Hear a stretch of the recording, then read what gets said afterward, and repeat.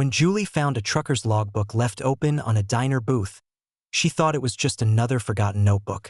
But as she read the last entry, written not for dispatch, but for someone named M, she realized this wasn't a log of miles and hours. It was a love letter, a countdown, and perhaps a goodbye. Who was this man? And why didn't he return? The fluorescent lights buzzed faintly above Julie's head as she ran the dishcloth across the counter for the third time. Midnight had come and gone, and the last of the customers had trickled out over an hour ago. The roadside diner stood quiet now, just the ticking clock above the register and the soft hum of the fridge in the back keeping her company. She sighed and stretched her back. Another long night. Her sneakers made faint squeaks on the linoleum floor as she moved between booths, clearing ketchup bottles and napkin holders, occasionally pausing to toss a few stray fries into the trash. She liked the rhythm of closing. Quiet, methodical, the only time the place wasn't demanding something from her. As she reached the booth in the back, the one near the corner window that faced the highway, she noticed a half-drunk mug of coffee and an untouched slice of pecan pie. The man who had sat there, the one with the sun-weathered face and rust-colored jacket, had been quiet, kind but distant.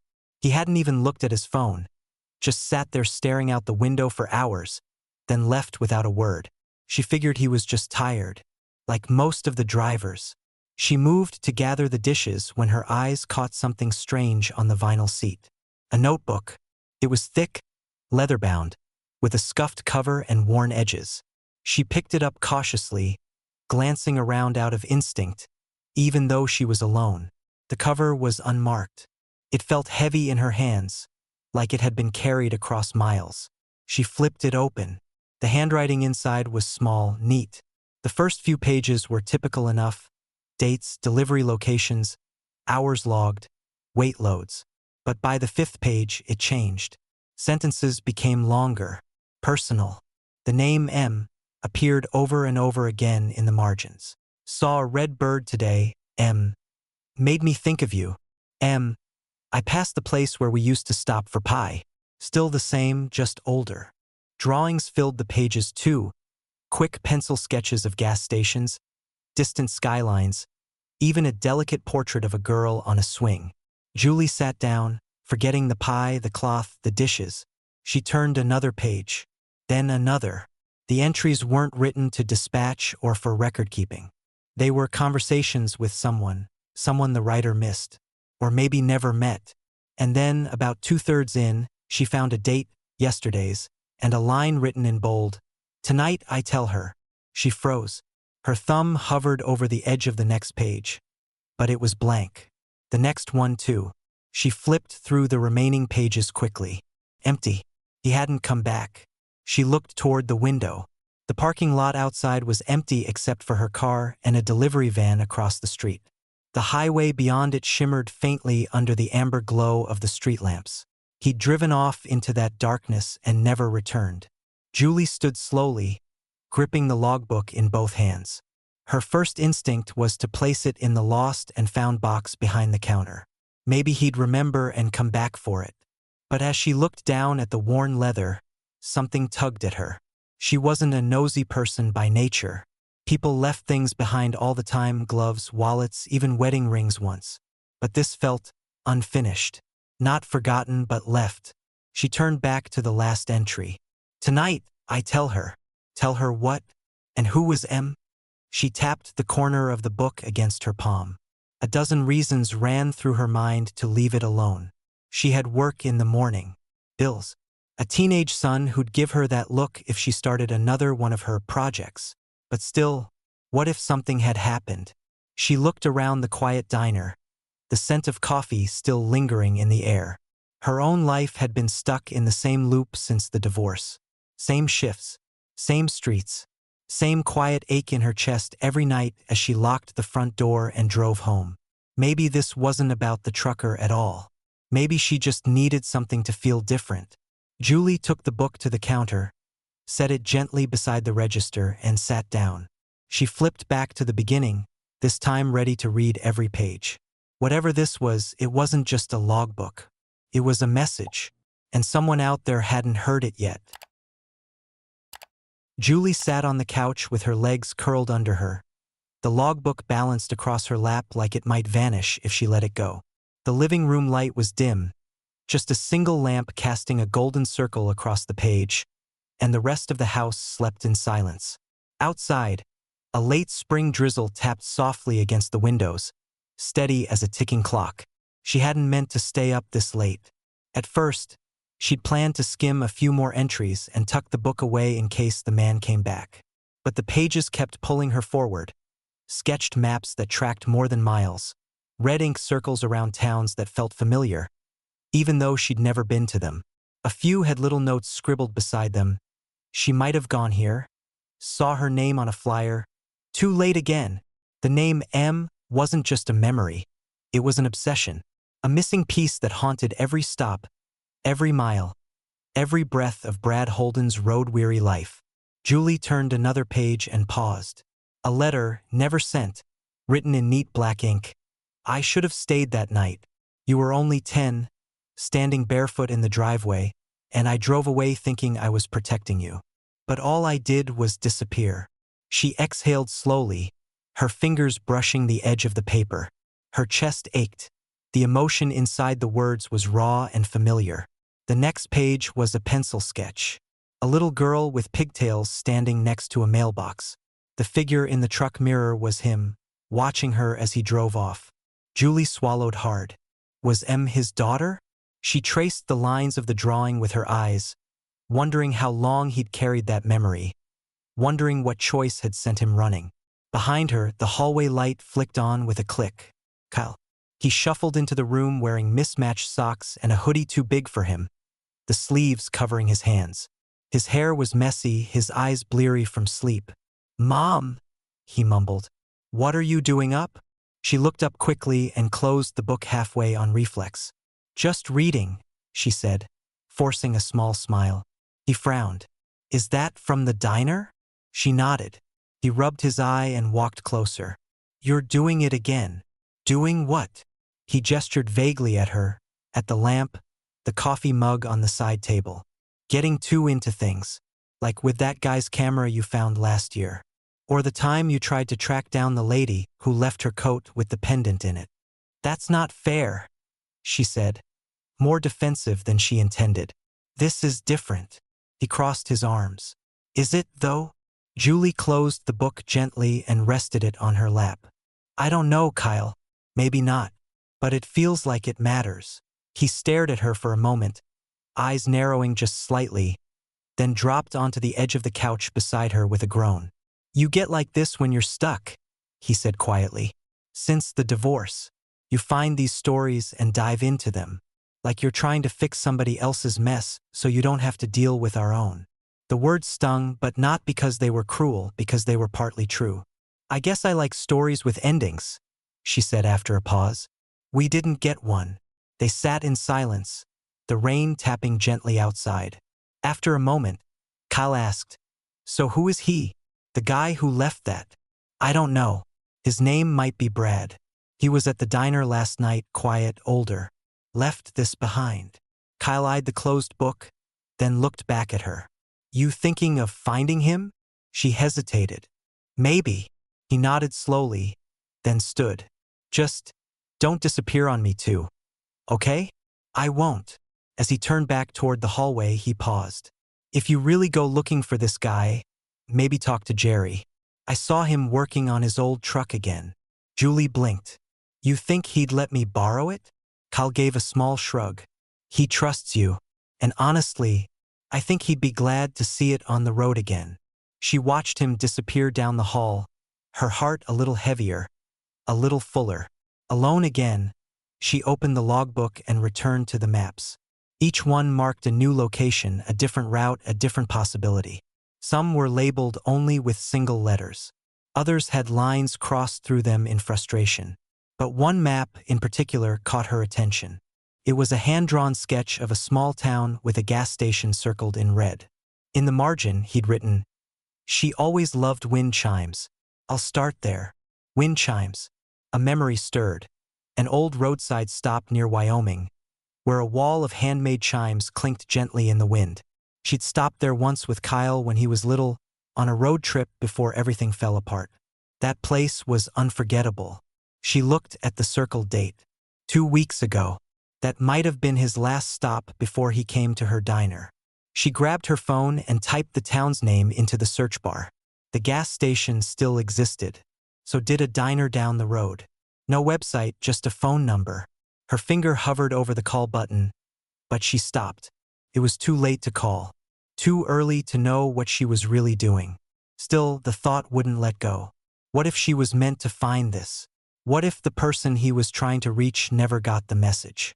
What if Julie was holding the only thing left of someone's story, and the ending hadn't been written yet? She stared at the pages until her eyes blurred, then gently closed the book and held it against her chest. She would sleep for a few hours, then go to the diner, finish her shift, and after that, maybe she'd head west.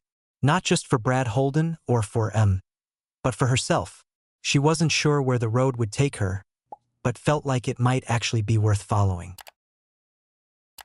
The sun hadn't fully risen when Julie slipped her thermos into the cup holder of her neighbor's old Ford Ranger.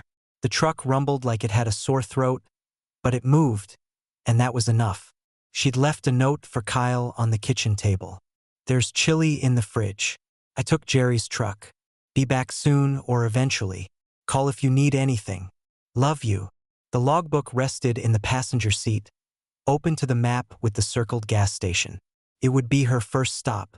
Julie didn't have a clear plan. She hadn't told Jerry, the retired mechanic next door, that she was taking the truck until she was already holding the keys.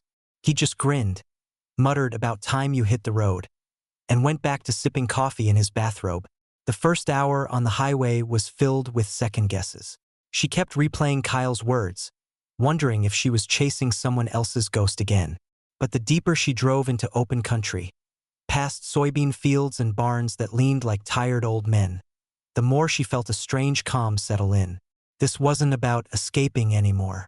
It was about listening. The town from the map, Clay Ridge, was little more than a collection of faded storefronts and rusted metal roofs. The gas station Brad had circled stood at the edge of town, a squat building with peeling paint and a row of empty rocking chairs under a creaky awning.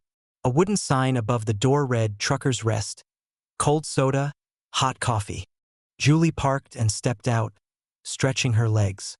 Wind chimes jangled from a hook near the entrance. Different sizes, shapes, materials. Old keys, bottle caps, copper pipes. The sound was uneven, beautiful, just like Brad had written. Inside, the store was dim, lit by old bulbs and a sliver of morning light from the window. A man behind the counter looked up. He had a silver beard and wore an oil-stained cap that read "Retired, not tired." "You lookin' for something?" he asked. Julie hesitated, then held up the logbook. "Maybe. Do you recognize this man?" She flipped to a page with one of Brad's self-portraits. Rough lines, but the jawline, the set of the eyes, it was unmistakably him. The man's gaze softened. "Yeah, Brad Holden. Quiet guy. Used to stop in here every few weeks. We talked trucks, mostly. Said he was looking for someone. Never said who." "Did he mention where he was going?" The man rubbed his jaw, thinking. "Last time he was here, maybe 2-3 weeks ago, told me he had one more stop. Said, 'This is the last loop. If I don't find her this time, maybe I wasn't meant to.'" Julie felt something tighten in her chest. "You know where he stayed?" "Doubt he did. Slept in his cab most nights. But there's a truck stop west of here in Canyon Hollow. He might have passed through." She thanked the man, bought a coffee for the road, and stepped back outside. As she opened the truck door, her phone buzzed. "Kyle." She smiled and answered on speaker. Hey, he said. "You okay?" "I'm fine. Just left Clay Ridge." "You're really doing it, huh?" "I guess I am." There was a pause. "I told Grandma," he said, "about your trip." Julie's eyes widened. "Kyle?" She said, "It's good you're chasing something for yourself. Said you used to be like that before, well, you know." Julie leaned against the truck, the wind chimes echoing behind her. "I don't think I'm chasing him," she said. "Not just him, anyway." Kyle was quiet for a moment, then asked, "Are you going to see Aunt Jessica?" The question landed like a jolt. Jessica. They hadn't spoken in years. Not since their mother's funeral. A fight over money or pride or grief, it didn't matter anymore. Just silence ever since. I don't know, Julie said honestly. But I've been thinking about her. You always told me to try and fix things when they still can be, Kyle said. Maybe that goes for you too. Julie smiled faintly. Smart kid. Must get it from Dad. She laughed, a real one this time. Drive safe. Okay? I'll call you tonight. She hung up, heart a little heavier. By late afternoon, she reached the Canyon Hollow truck stop. It was the kind of place drivers lingered at, not just for fuel but to rest, to breathe. There was a small diner attached to it, and a gravel lot out back where rigs lined up like loyal soldiers. Julie stepped inside and ordered pie and coffee, scanning the room for someone familiar. It didn't take long. An older man sat in a corner booth, gray hair pulled back in a ponytail, fingers stained with grease. He wore a vest full of patches, trucking companies, military insignia, places he'd likely been. She approached carefully. Excuse me, she said. Do you know a driver named Red Holden? The man looked up, surprised. Depends who's a skin. Someone who found his logbook. The man's eyes narrowed, but not unkindly. Sit. She did. You're not a cop? No, he nodded. Then yeah, I knew Brad. Served with him, actually. Desert Storm. We weren't close after the war, but we stayed in touch in that way truckers do. You see a guy at a stop, you nod, swap stories, move on. Do you know what happened to him? The man scratched his beard. Last I heard, he was looking for his daughter. Said he'd made a mistake years back. Walked out when she was little. Thought maybe he was doing her a favor. Turns out he just disappeared. Julie swallowed hard. He said he was tired of carrying it. Wanted to make it right before time ran out. Julie glanced down at the logbook in her lap and flipped a few more pages while the man sipped his coffee.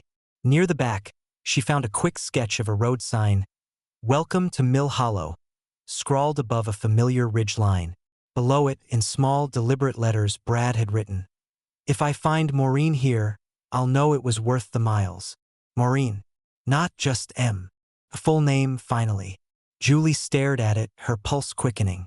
Whoever she was, Brad had believed she might be here, in her town. Did he find her? I don't know. He was headed to a town north of here. Mill Hollow, I think. Julie froze. That was where she lived. The diner. The logbook left in the booth. The entry, Tonight, I tell her. He'd come to her town. The man looked at her carefully. You said you found his logbook? She nodded. He left it at the booth. I think he meant to meet her. But something went wrong. The driver leaned back, sadness in his eyes. Sometimes we get one last chance. Most of us miss it. Julie glanced out the window toward the horizon. The sky was turning orange, the road ahead stretching endlessly west. She wasn't done yet. She paid for the pie, thanked the man, and got back into the truck. As the sun dipped below the hills, she turned the key in the ignition and drove toward Mill Hollow, back to where it had all started. Only now, she knew it wasn't just Brad's story that needed a conclusion. It was hers too. Julie pulled into the gravel lot behind the diner just after sunset. The lights had come on, soft pink from the old neon sign, flickering against the windows. She wasn't here for pie or coffee. She was looking for a truck. And there it was. The Kenworth W900 sat near the back, half hidden by crates, its maroon cab streaked with dust and light rain. It looked still, like it had been waiting. Julie stepped out of Jerry's truck, heart thudding. She crossed the lot and gently opened the unlocked passenger door. Inside, the cab smelled of old leather and engine grease. A duffel bag rested on the floor. In the dash, something was wedged above the vents. An envelope. She slid it free, careful not to bend it. No address, just a name. Maureen Holden. Her fingers tightened. She tucked the envelope into the logbook, then checked the glove compartment. Receipts, napkins, scribbled notes, and one folded sheet, stained, creased. A hospital form. She unfolded it slowly. The name typed across the top read Bradley W. Holden. The note scrawled at the bottom. Transferred to St. Vincent Regional, Flagstaff. Chest pain. No ID. Julie stepped back from the truck, mind racing. Brad hadn't just disappeared. He'd collapsed. And now he was somewhere in Flagstaff. Alive, maybe. Alone. She pulled out her phone and searched for the hospital. It was late, but the number rang. A nurse answered. "I'm trying to locate a patient," Julie said. "Brad Holden. I found something he left behind." There was a pause, then the faint tapping of keys. "He was admitted 2 days ago, no ID, just a name, Maureen Holden. We've been trying to reach her. No one's come." Julie's voice caught. "Do you have her number?" The nurse hesitated, then replied, "We left a voicemail, but I can give it to you. Just be careful." Julie wrote it down on the back of a receipt from Brad's glove box. Her hand trembled slightly as she dialed. 1 ring, 2, 3. "Hello?" came a quiet, hesitant voice. "Hi, I'm sorry to call so late.